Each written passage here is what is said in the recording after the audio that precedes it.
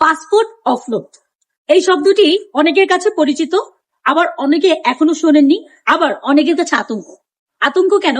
আপনি রেডি হয়ে এয়ারপোর্টের উদ্দেশ্যে রওনা দিলেন, মেন্টালি ভাবে আপনি প্রিপেয়ার্ড, আপনি দেশের বাইরে যান, কিন্তু ইমিগ্রেশন পর্যন্ত পৌঁছানোর পরে আপনাকে আর প্লেনে উঠতে দেওয়া হলো না, ওখান থেকে আপনাকে আবার ব্যাক করে দেওয়া হলো, আপনার বাসায় ফিরে আসতে হলো।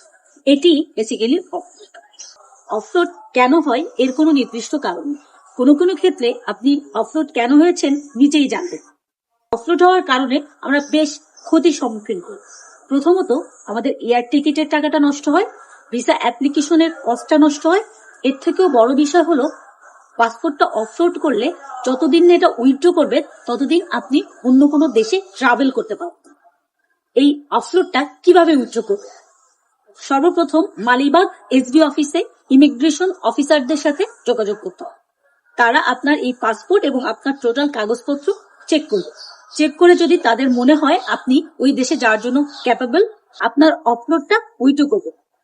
কিছু কিছু ক্ষেত্রে যেদিন আপনি অফলোড হয়েছেন সেই দিন থেকে 6 মাস পরে গেলে তারা এটা উইথড্র করে দেয়। ধন্যবাদ।